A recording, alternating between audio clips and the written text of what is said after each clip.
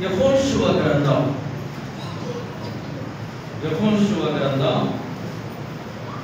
Bible ఉన్న వారందరూ చూడండి. యెహోషువ గ్రంథం 3వ అధ్యాయం. యెహోషువ గ్రంథం 3వ అధ్యాయము 15, 16 వచనాలు నేను చదువుతాను. నాతో కలిసి అందరూ బిగ్గరగా చెప్పడానికి ప్రయత్నం చేయండి. అప్పుడు మా అందరూ కలిసి చెప్పాలి. అప్పుడు ఆ మందసము మోయువారు యోర్దానులో దిగిన తరువాత మందసమును మోయు యాజకుల కాళ్ళు, మళ్ళా చెప్పాలి, యాజకుల కాళ్ళు బహుతూ నీటి అంచున మునగగానే పైనుండి పారు నీళ్లు బహు దూరమున సారెతాను నొద్దనున్న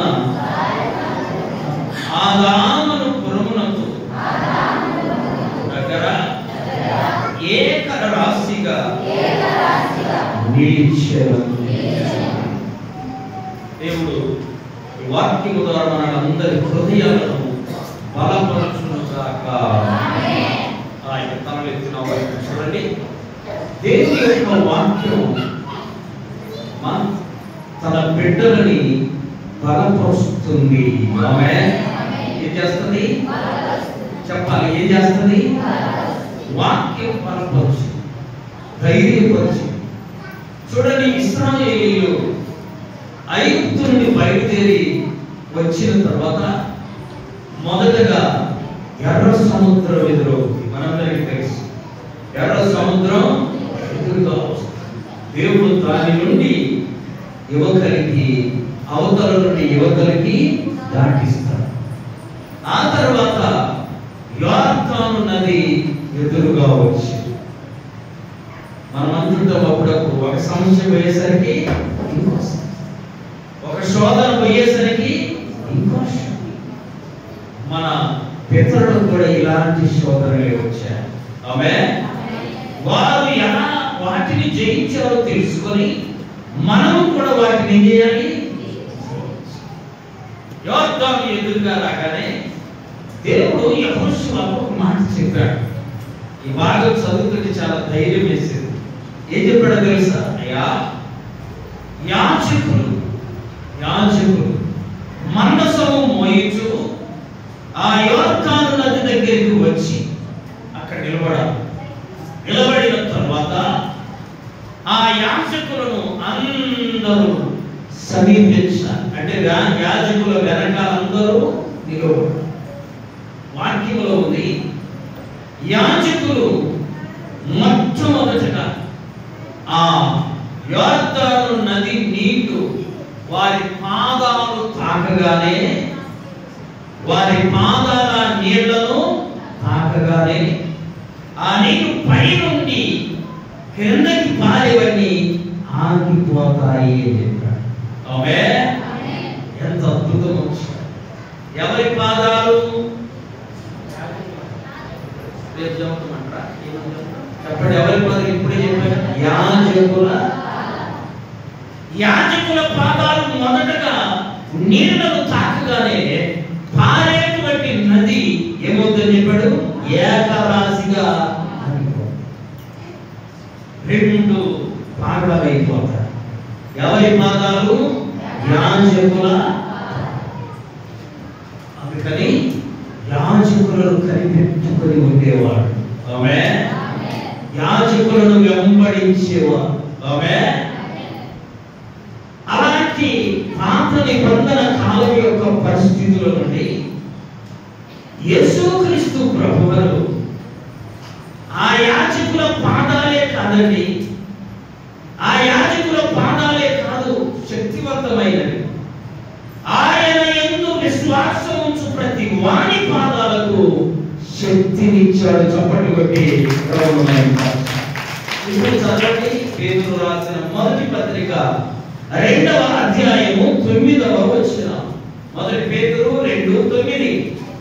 అయితే మీరు చీకటిలో నుండి ఆశ్చర్యకరమైన తన వెలుగులోనికి మిమ్మును పిలిచిన వారి గుణాతిశయములను ప్రచురము చేయు నిమిత్తం ఏర్పరచబడిన వంశం, రాజులైన, ఇప్పుడు మనమందరం రాజులైన చెప్పాలి, యాజక సమూహం.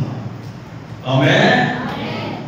పాత నిబంధన కాలంలో యాజకుని పాదాలకున్న శక్తి దేవుడు ఇప్పుడు ఆయనను వెంబడించే ప్రతి ఒక్కరికి ఇచ్చాడు. ప్రతి ఒక్కరికి. ఎలా కూర్చోండి?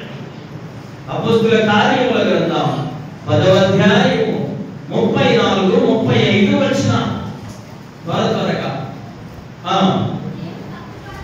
దేవుడు పక్షపాతి కాడని నిజముగా గ్రహించి ఉన్న ప్రతి జనములో, ఒక నిమిషం ఆగి అందరూ చెప్పండి మాట, ప్రతి జనములో అంటే పేదోళ్ళనుందా, ధనవంతులనుందా, ప్రతి జనములోనూ ఆయనకు భయపడి నీతిగా నడుచుకున్న వారి మీద ఆయన వారిని అంగీకరించే ఎవరంట వాడు? ప్రతి జనములో. ఆమేన్. కాబట్టి ఆయనకు భయపడి నీతిగా నడవడం నీ చేతనైతే నీ పాదాలకు ఆయన శక్తినిచ్చే. వినయాలి ఆయనకు భయపడి చెప్పండి నీతిగా నడుచుకోవాలి. అసలు ఆయనకు భయపడడం నేర్చుకుంటున్నావా? ఆయనకు భయపడి నీతిగా నడుచుకుంటే ప్రతి జనములో చూసారా ఆయన అంగీకరించే దేవుడు. ఆమేన్. సారి గుంటూరులో నేను డిగ్రీ చదువుతున్న రోజులది 91 సంవత్సరంలో పెద్ద మీటింగులు జరుగుతున్నాయి. ఆ మీటింగుల్లో దైవజనుడు ఆ స్టేజి మీద నుండి ఫలానా నుంచి ప్రార్థన చేసింది, ప్రారంభ ప్రార్థన అన్నాడు. ఆమేన్. చాలా మంది జనాలు వచ్చారు, పెద్ద మీటింగ్. ఆయన ఆ మాట అనగానే ఒక ఆమె లేచింది ప్రార్థన చేయడానికి. లేస్తే ఆమె కలిగి చూసిన వారందరూ, ఆమె వైపు చూసిన వారందరూ మాస్టర్కి గుర్రలేదు అనుకున్నారు. ఎందుకో తెలుసా? చిరిగిపోతే, జాకెట్ చిరిగిపోతే చెప్పండి, ఏ చిన్నప్పుడు చిరిగిపోతే కుట్టుకోవాలి. కొత్త లేవు, కొత్త ఎలా క్రిస్టమస్ వాడు క్రిస్మస్ ఏదంటే సంక్రాంతి అంతే తప్ప బట్టలు ఎప్పుడు కొనేది లేదు. అన్నీ మాసికలు ఉంటాయి మనిషి చుట్టూ, తెలుసా? ఇప్పుడు కదా చిరిగితే పనికి రాదు. కొంతమంది బాబులు దాన్ని చీల్చుకోవడం అంతా రివర్సులో జరుగుతుంది. పూర్వం అలా ఉండేది కాదు. ఆమె లేచింది ప్రార్థన చేయడానికి, అలా ముసుగేసుకుంది వెళుతుంది. చాలా చోట్ల చినిగిపోతే కుట్టుకుంది. అందరూ అనుకున్నారు ఇంత పెద్ద మీటింగుకు ఈమె పిలిచాడైతే నేను కూడా ఉన్నాను అలా అనుకున్న వాళ్ళల్లో. ఎందుకని చెప్పాలి? మనుషుడు పై రూపమును, ఏ రూపాన్ని? వెళ్ళిపోతుంది బాగుంది. తర్వాత ఏముందో తర్వాత తెలుస్తుంది కదా. మనం చూసేదేది పై రూపాన్ని. అందరూ అనుకుంటే వెళ్ళిందా సహోదరి మైకు తీసుకుని ప్రార్థన చేస్తుంటే నేను కూర్చున్న ఒడుకు తిని చప్పటి కొట్టి పైన గెటప్ బాగలేదు, లోపల సెటప్ చాలా. అందరికి ఎలా ఉంటుందో తెలుసా? పైన గెటప్ బాగుంటుంది, లోపల సెటప్. ఇప్పుడు చెప్పాలి, దేవుడు చూసేది దేనిని? పైన గెటప్పున, లోపలి సెటప్పున.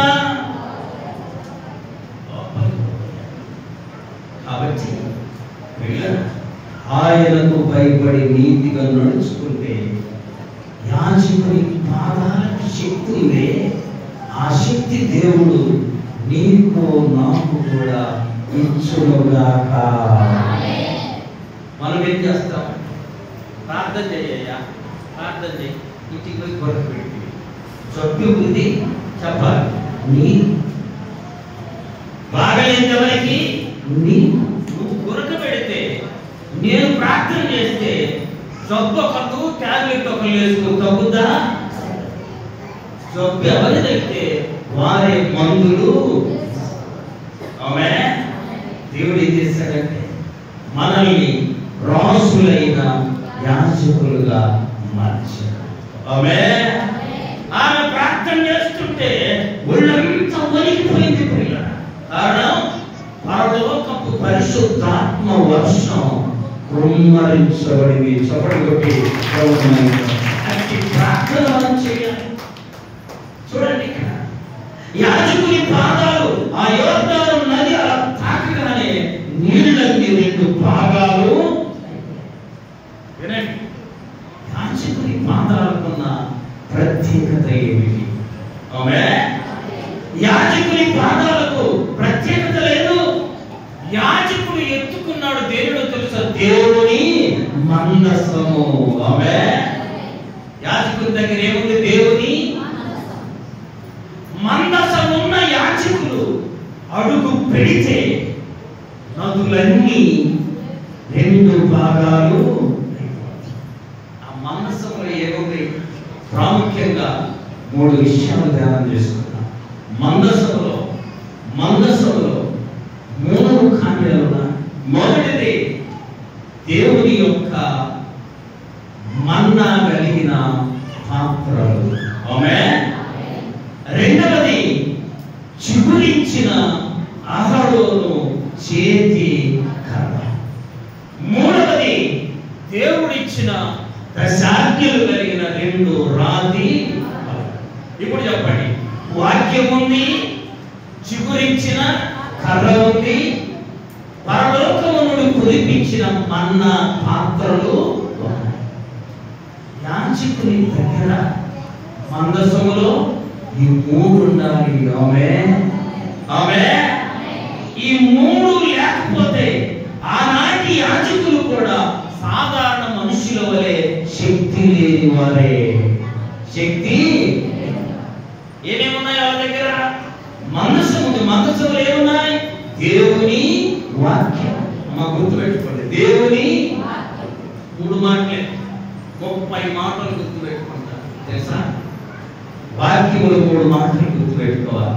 నెంబర్ 1 దేవుని వాక్యం. నెంబర్ 2 చిగురించిన అహరోను. నెంబర్ 3 మన్నా కలిగిన పాత్రలు. ఈ 3 మందసములు ఉన్నాయి. మందసం పట్టుకొని ముందుకు వెళితే నది 2 పాయలు. ఈ రోజుల్లో కూడా ప్రతి ఒక్కరిలో ఈ 3 ఉండాలి. ఆమె ఏమిటి? మా దేవుని చెప్పాలి. దేవుని ఎక్కడ ఉండాలి? లేకపోతే పెట్టెలు, లేకపోతే మంచం మీద. వాక్యం ఉండాల్సింది అక్కడగా. చదువు రోమీయులకు రాసిన పత్రిక 10వ అధ్యాయము 8వ వచనం. రోమా 10:8. వాక్యము అందరినీ దీని రేపు సాయంత్రం కన్నా చేస్తారేమో. అందరినీ దీని తెలుసారా? ఇప్పుడు చదువు.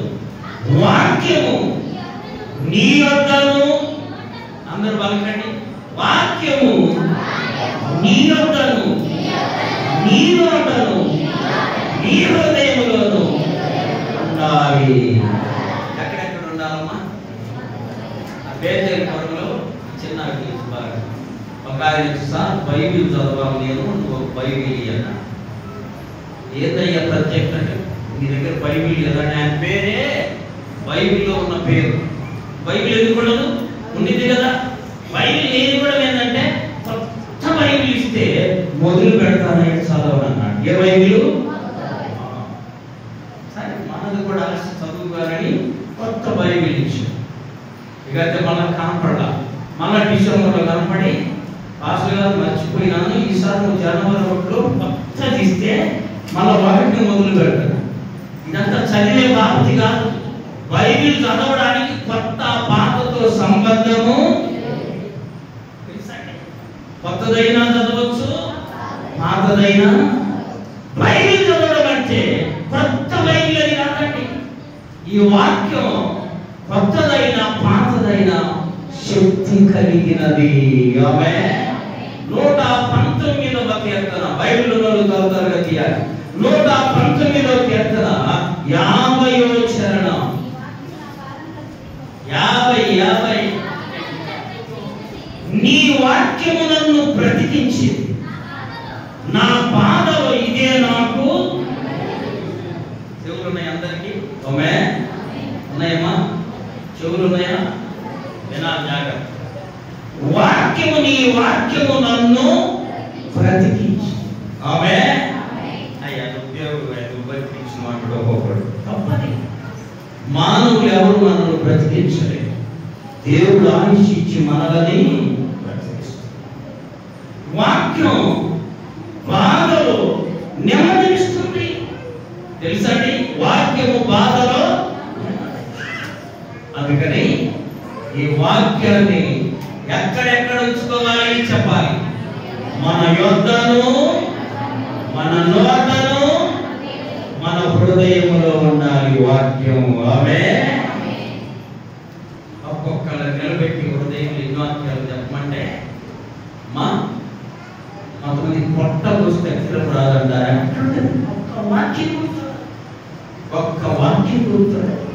హృదయములో ఉండాలి, చేతిలో ఉండాలి, మన దగ్గర వాక్యం అంత శక్తివంతమే. చూడండి, ఇంకా దేవుని యొక్క పరిశుద్ధ గ్రంథంలో మనం చూస్తే వాక్యం ఎన్ని కార్యాలను చేస్తుందో దేవుని వాక్యంలో మనం చూస్తా. 119వ కీర్తన 72వ చరణం. వేల కొలది వెండి బంగారముల నాణ్యముల కంటే నువ్విచ్చిన వాక్యం మేలు. ఆమేన్. ఆమేన్. 98వ చరణం అదే 119వ కీర్తన. నీ ఆజ్ఞలు నిత్యం ఏం చేస్తాయంట మనకు. ఆమేన్. 107వ కీర్తన 20వ చరణం. 107:20 ఆయన తన వాక్కును పంపి వారిని, అంటే వాక్యం ఏం చేస్తుంది చెప్పాలంటారు. వాక్యం ఏం చేస్తుంది? బాగు చేస్తుంది. సంఘంలో మంచి విశ్వాసి చనిపోయాడు. ఆమేన్. చనిపోయిన తర్వాత సేవకుడి కబు చేసినయ్యా చనిపోయాడు. ప్రార్థన చేస్తున్నాడు. సేవకుడు వచ్చాడు. సేవకునికి ఈ చనిపోయిన వ్యక్తి మంచి కుడిభుజంగా ఉంటాడంట పరిచర్యలో. ఆమేన్. అలా ఉండోళ్ళు ఉండాలనుకుంటామా పావాలనుకుంటామా? కదా, ఉంటే బాగుంటాయా? సేవకునికి బాధేసి వచ్చి మాంసం దగ్గర బైబిల్ ఇలా పట్టుకొని ప్రార్థన చేయడం మొదలుపెట్టి ప్రార్థన చేస్తే దేవుడు చెప్పాడట, అయ్యా నీ ఆశ నాకు తెలుసు, నీ హృదయంలో ఉన్న భారం నాకు తెలుసు. నువ్వు ఇలా ఉంటే బ్రతికుంటే నాకు తోడుంటాడు, నాకు కుడి భుజంగా ఉంటాడని ఆశపడుతున్నావే, నీ ఆశ నేను అంగీకరిస్తాను, ప్రార్థన చేయి, నేను లేవుతానని చెబుతున్నాడంట తన యొక్క హృదయంలో. ఆమేన్. ఇక లేచాడు, అందరినీ ఇలా బైబిల్ పట్టుకోమన్నాడు. అక్కడ ఉన్న వాళ్ళందరూ బైబిల్ పట్టుకున్నారు. అదేవిధంగా సరిగ్గా పట్టుకోకపోయినా పట్టుకొస్తారు బైబిల్. ప్రార్థన ఇటు తట్టు అటు తిరిగి తిప్పి పట్టుకొచ్చేవాళ్ళు కూడా ఉంటారు. మొత్తానికి అందరూ అలా పట్టుకుని బైబిల్ ఆయన జీసస్ యేసు యేసు అంటూ మంచము చుట్టూ తిరుగుతా ఉన్నాడంట. ఆమేన్. సంవత్సరం చుట్టూ బైబిల్ అలా తిరిగి ఒక అద్భుతం జరిగింది. ఎక్కడ? ఎరుకో గోడల చుట్టూ 7 మార్లు తిరిగితే ఎరుకో గోడలు కదా. అలా ఈయన తిరుగుతూ ఉంటే, ఈ వచ్చిన ప్రార్థనకు వచ్చిన వాళ్ళందరూ అలా తిరుగుతూ ఉంటే సడన్ గా చనిపోయిన ఆ వ్యక్తి లేచి పక్కన బైబిల్ ఉందంట. ఆమె బైబిల్ ఉందా? ఈ కూతుందా? మా బైబిల్ ఉందా? బైబిల్ తీసుకుని ఆయన కూడా లేచి యేసు యేసు వాక్యము శక్తి గలది. ఆమె ఆయన తన వాక్కును పంపి వారిని చెప్పాలి. వాక్యములో శక్తి ఉందమ్మా. ఎందుకు వాక్యములో శక్తి ఉందో యోహాను సువార్త 1వ అధ్యాయం 1వ వచనాన్ని ధ్యానం చేసుకుందాం. ఆది యందు వాక్యము ఉండెను, వాక్యము దేవుని యొద్ద ఉండెను, వాక్యము దేవుడై ఉండెను. ఆమేన్. ఈ వాక్యం ఏంటిది చెప్పండి? బైబిల్ అనగా వాక్యం అనగా దేవుడు. ఆమేన్. నీకు కొత్త రిఫరెన్స్ చూపిస్తా. ఈ మధ్యనే దేవుడు నాకు తెలియజేశాడు. ప్రకటన గ్రంథం 19వ అధ్యాయం 13వ వచనం. ప్రకటన 19:13. ఆ రక్తములో ముంచబడిన వస్త్రం ఆయన ధరించుకొని ఉండెను, మరియు దేవుని వాక్యం అనే పేరు ఆయనకు. యేసయ్య పేరే వాక్యం. ఆమేన్. యేసయ్య పేరులో శక్తి ఉంటుందమ్మా. అందుకని పేరు జాగ్రత్తగా ప్రార్థన చేసి పెట్టుకోవాలి. కోలేపల్లిలో ప్రసంగం ఉన్నాడు కదా. ప్రసంగం ఉంటే రైల్లో పోతుంటే ఆయన బాబు కూర్చొని, అబ్బాయి నీ పేరే ఎట్లా? ప్రసంగం. పేరు రా. ఏ పేరు? ప్రసంగం. ఎక్కడ తెచ్చాను? ఎవరు పెట్టారు? ఇప్పుడు నాకు ప్రసంగం బైబిల్లో ఉందయా? ప్రసంగం అంటే సొలొమోనయ్యా, జ్ఞానవంతుడయ్యా, మా పాస్టర్ గారు పెట్టాడు, లేక మా అమ్మ నాన్న పెట్టింది, ఆ పేరు బైబిల్లో పేరయ్యా అని చెప్పొచ్చుగా. అని ఎక్కడ తెచ్చారు? నాకు ప్రసంగి. చూసారా మా యేసయ్య పేరు చెప్ప ఏంటి? వాక్యం. 19:13 చదువుతున్న ప్రకటనలో ఆయనకు దేవుని వాక్యం అనే పేరు. యేసయ్య పేరేంటి? వాక్యం. కాబట్టి వాక్యం నీ దగ్గర ఉన్నట్టు ఎవరున్నట్లు? వాక్యము నీ నోట ఉంటే ఎవరున్నట్లు? యేసయ్య. వాక్యము నీ హృదయంలో ఉంటే ఎవరున్నట్లు? ఈ మందసములో వాక్యం ఉంది. ఇప్పుడు మందసం కాదు, మన హృదయములో వాక్యం ఉండాలి. ఆమేన్. ఆమేన్. రాబో కాలంలో వాక్యము కరువవుతుంట. యేసయ్య రాకడ దినాల్లో వాక్యము ఉన్నది, బైబిల్ ఉండదు. అప్పుడు ఏం చేయాలి? ఇప్పుడే 2 వచనాలు చదువుయాటివి, బైబిల్ లేదు. ఇప్పుడు అప్పుడు ఏం చేయాలి?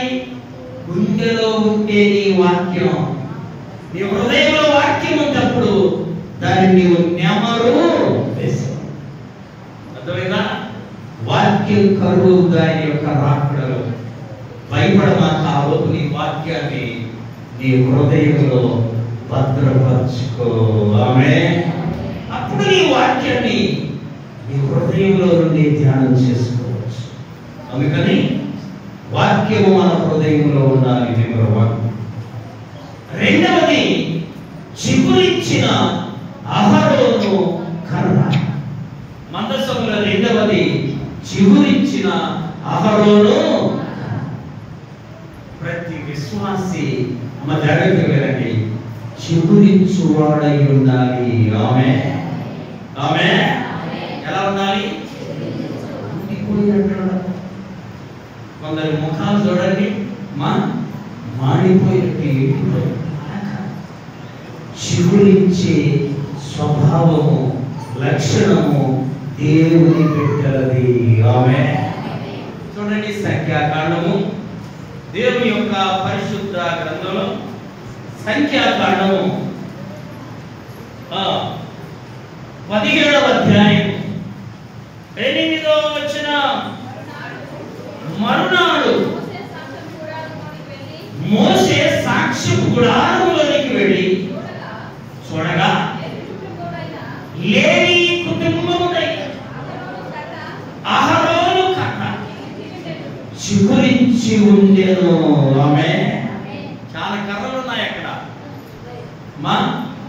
చాలా కర్రలు ఉన్నాయి. ఒక్క కర్ర మాత్రం చిగురించి. ఎంతమంది ఇక్కడ ఉంటే వీళ్ళందరూ కూడా చిగురించాలని ఆశ ఉండాలి. ఆమేన్. ఆమేన్. చిగురించే స్వభావం.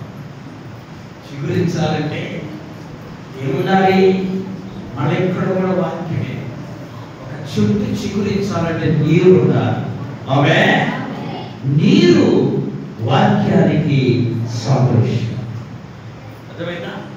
వాక్యము నీలో ఉంటే, వాక్యము మనలో ఉంటే మనము చిగురించే వారముగా ఉంటాం. దావీదు భక్తుడు అంటున్నాడు, చూడండి 52వ కీర్తన 8వ చరణం. నేనైతే దేవుని మందిరంలో ఎలా ఉండాలంటున్నాడు? పచ్చని ఒలీవ వన. నేనైతే దేవుని మందిరంలో పచ్చని ఒలీవలాగా ఉండాలయ్యా. నీకుందా? ఆయన ప్రార్థన పెడితే ఒక రాగాన ఉన్నట్టు ఎంతసేపు అంట? ఒక రాగాన.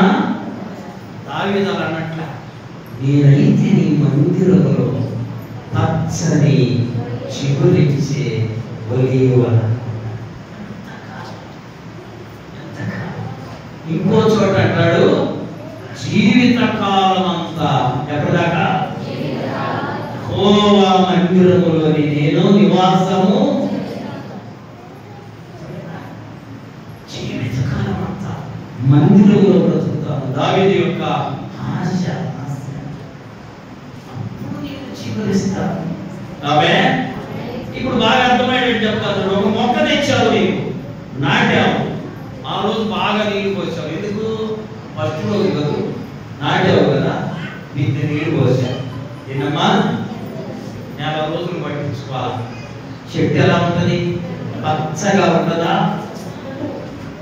బిందె పోసావు ఉండాలి. ఫస్ట్ రోజు నీళ్లు కాదు దానికి కావాల్సింది, ప్రతిరోజు. నీవు మందిరానికి రక్షింపబడినప్పుడు భలే వచ్చావు, చాలా బాగా భద్రంగా వచ్చావు, మంచిదే. రాను రాను రాను రాను నీవు ప్రభు యొద్దకు వచ్చే సమయము తగ్గిపోయిందనుకో, నీవు ఎండిపోతావు కానీ చిగురించే వ్యక్తిగా ఉండాలి. నీళ్ళు తక్కువైతే చెట్టు ఎలా ఎడుతుందో, దేవునితో సహవాసము తక్కువైతే నీవు కూడా ఎండిపోతావు. ఆమేన్. దావీదు భక్తుడు. ఇంకో మాట చూడండి, ఇర్మియా గ్రంథం 11వ అధ్యాయం 16వ వచనం. పచ్చని ఫలములు గల పచ్చని ఒలీవ చెట్టని. అప్పుడు దేవుడు నీకు పేరు పెడతాడు. ఆమేన్. ఆమేన్. దేవుడు నీ వైపు చూసి, నువ్వు చిగురించి ఉంటే నీ వైపు చూసి దేవుడు అబ్బా పచ్చని ఒలీవ చెట్టయ్యా అని పేరు పెడతాడు. చూసారా? మరి చెట్టు పచ్చకుండాలంటే నేను కూడా మార్కాపురి చాలా ఖర్చుపడి కష్టపడి ఆటో తీసుకుపోయి మొక్కలు తెస్తే ఆ నాటి రోజుకి సంగతి నేను చూసుకుంటాలే అన్న. అంతే, 4-5 ఇంటికి పోయిందా వాడు జోలి ఎందుకుంటాయి.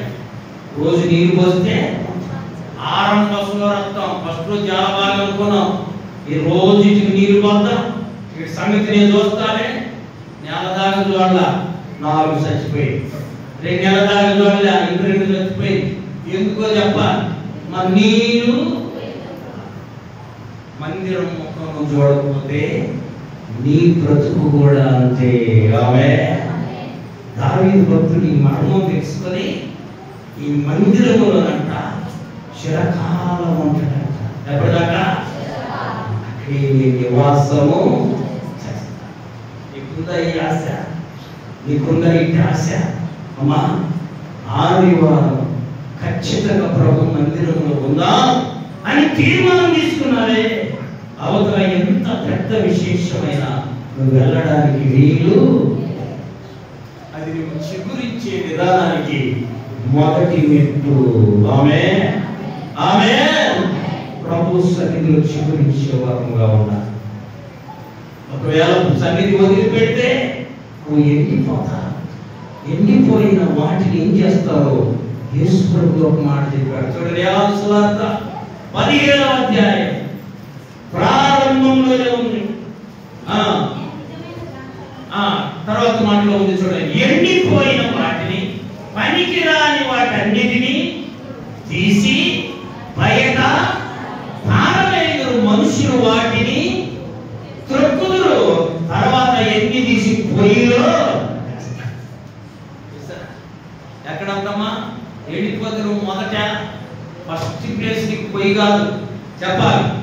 మనుషుల కాళ్ళతో కప్పబడతారు, తర్వాత తీసి బయట, ఆ తర్వాత పొయ్యిలో. చూసారా? మందిరం కాదంటే, మందిరాన్ని నీవు నిర్లక్ష్యం చేస్తే, దేవుని సన్నిధిని నీవు నిర్లక్ష్యం చేస్తే ఎండిపోతావు. జాగ్రత్త. ఎండిపోతే ఏమవుతుంది? తీసి పొయ్యిలో వేయడం. అందుకని మందిరాన్ని మనం ఎన్నడూ నిర్లక్ష్యము చేయకూడదు గాక. ఆమేన్. దేవుని యొక్క సన్నిధి అంత గొప్పది. కాబట్టి మనలో ఏమేమి ఉండాలి? వాక్యం ఉండాలి. మర్చిపోతున్నా. ఏమేమి ఉండాలి? వాక్యం ఉండాలి. రెండోది చిగురించే స్వభావము. చిగురించేదా ఎండిపోయేదా? చిగురించేటువంటి లక్షణం. చిగురించాలి అంటే ప్రభు సన్నిధిలో నిత్యము నివాసము చేయాలి. మూడవది మనసులో మన్నా కలిగిన పాత్రలు. ఆమేన్.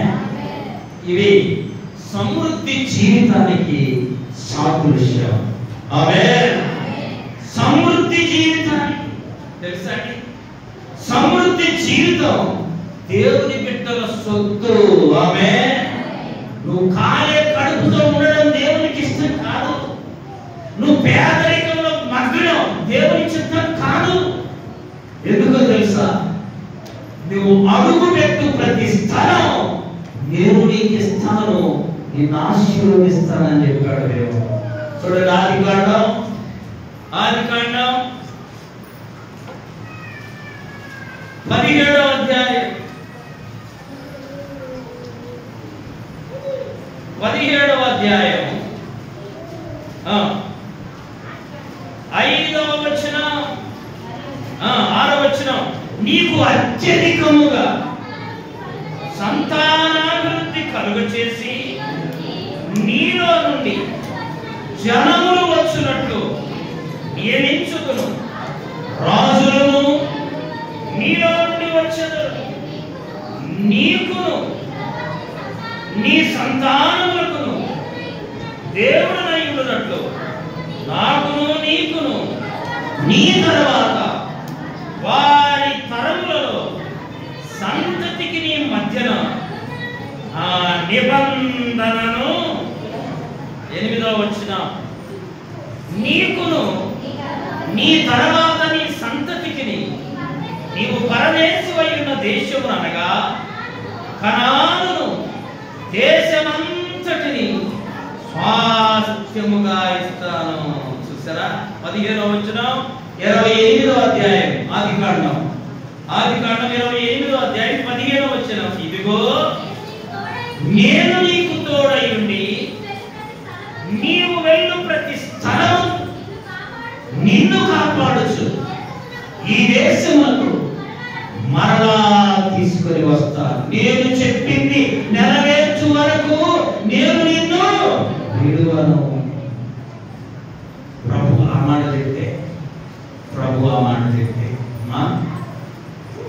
దేవుని యొక్క సమృద్ధి పొందుకోలేక చాలా మంది పేదలుగా ఉన్నాం. దేవుని చెప్పలేయ్యా, చెప్పాడని ఇంక మాట ఎక్కడ ప్రభు ఆ మాట చెప్పాలి తెలుసా? సమృద్ధి. ఇప్పుడు తీయండి 128వ కీర్తన, 128వ కీర్తన. మీరు వేకువనే లేచి చాలా రాత్రి అయిన తర్వాత పడుకొనుచు కష్టార్జితమైన ఆహారము తినుచుండుట వ్యర్థమే. తన ప్రియుని నిద్రించుచుండగా ఆయన వారికి ఇచ్చుచున్నాడు. ఆమేన్, ఆమేన్. అద్భుతం. నువ్వు ప్రార్థన చేసుకొని ప్రభు సన్నిధిలో అలా కొనసాగుతూ ఉంటే కరువుని యొద్దకు రానివాడు. ఆమేన్. సమృద్ధిలోనే ఉంటావు, సమృద్ధిలోనే ఉంటావు. ఎందుకో తెలుసా? మన దేవుడు వాగ్దానం చేస్తాడు ఏమని? నేను నిన్ను సర్వ విషయాలలో అన్ని విషయాలలో ఆశీర్వదించి అభివృద్ధి పరుస్తాను. ఆమేన్. అద్భుతం. కాబట్టి ప్రభు బిడ్డలు సమృద్ధి కలిగి ఉండాలి. ఎక్కడ ఏ లోటు ఆయన మనకు ఇచ్చేవాడు కాదు. ఏ లోటు ఏ కొరత ఆయన చేసేవాడు. 23వ కీర్తన చూడండి. యెహోవా నా కాపరి, నాకు కొంతమందికి అందరూ చెప్పి సరిపోతుంది. ఏమి కలుగుతారు? ఏమి కాదు, ఏమి కలుగదు. ఏం కలగదు?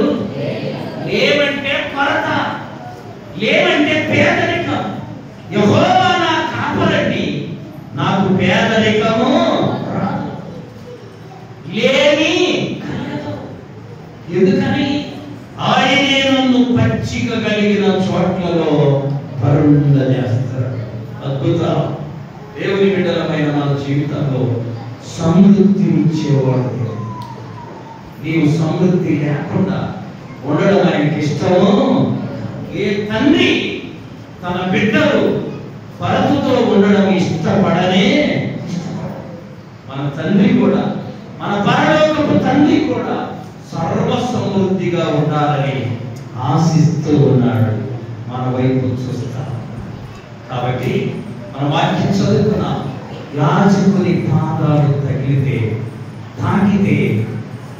తాను రెండుగా చీలినట్లు మనందరినీ శక్తితో నింపిన దేవుడు ఈ రాత్రి ఒక సత్యము బయలుపరుస్తున్నాడు.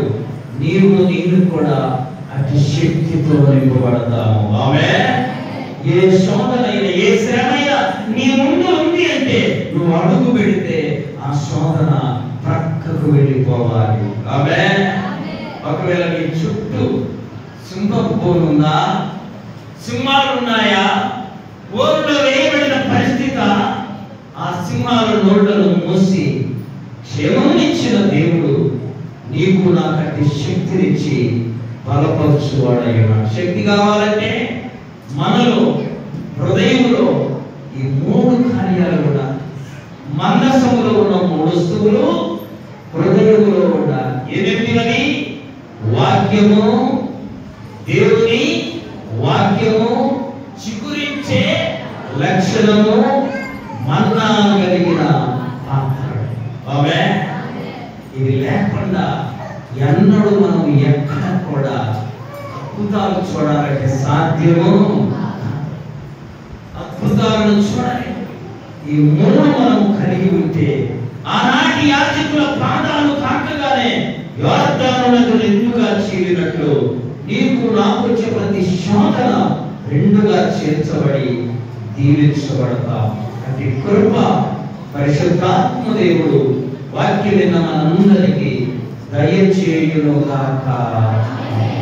మోకరించి ప్రార్థన చేస్తున్నాం.